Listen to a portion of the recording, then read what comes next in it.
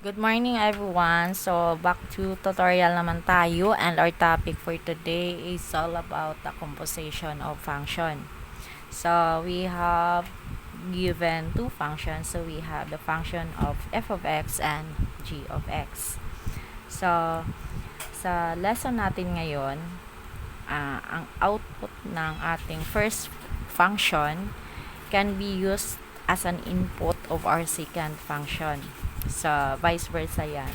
So, para maintindihan, I will give you an example. So, kapag meron tayong given na ang f of x natin is equal to 3x minus 1, and our g of x is equal to x squared plus 4. So, now, gagamitin natin yung function, itong dalawang function na yan. So, kapag we're going to solve, ang una nating hahanapin ay ang g f of 1. So, ito yung hahanapin natin. So, we have the given f of x and g of x. So, ang una nating gagawin, kasi mayroon tayong dalawang function na given, ang output ng ating first function, ang output natin ng first function natin na ito, can be used natin as an input sa ating pangalawang function. So, ibig sabihin, ito muna yung isosolve natin, yung f of 1. So, yung f of 1 natin, we have f of x yan, di ba? So, f of x is equal to 3x minus 1.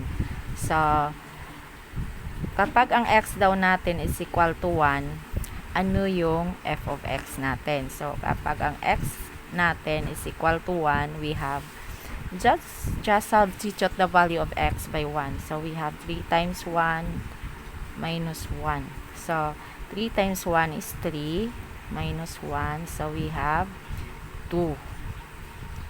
So, yan na yan. So, ang sagot natin dito, pwede nating magamit naman para makuha natin yung g of x.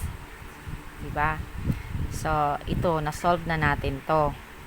So, ang f of 1 natin or f of x natin ay is equal to 2. So, ngayon, ito, isa-substitute natin yan para makuha natin yung g of x naman natin. Ito na kasi yung bago nating x, function of x. So, g of x na natin to. So, ito, papalitan na natin ito. So, ang f of x natin na kasi is equal to 2. So, lagyan lang natin ng g of 2. g of 2. Ito. So, ano ba yung g of x natin? So, ang x natin, di ba, ang x natin is equal to 2. So, ang g of x natin ay x squared plus 4. So, we have now the new natin sa f of x natin. Our output. So, ang output natin nito, gagamitin natin as an input dito sa g of x natin. So, we substitute x by 2. So, we have 2 squared plus 4. So, 2 times 2, kasi 2 squared is equal to 2 times 2, we have 4 plus 4.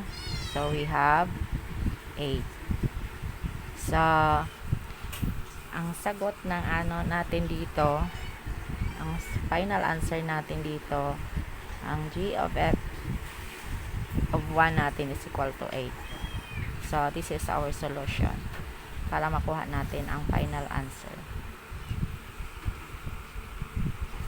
So, in this our activity, so, we use the output nitong f of x natin, itong f of 1 natin, this is our f of x, ginamit natin to as an input natin sa g of x. Ito, ginamit natin. So, this operation is called the composition function. ito ang tinatawag na composition function kasi ginamit natin ang input ng f of x. Sinote na muna natin ang f of x para magiging input natin dito sa g of x. So, ginamit natin ang output nito para igawin nating input dito sa g of x natin. So, this is our g of x. Just substitute lang natin kung ano yung nakuha natin dito. So, ang tawag nito ay composition of function.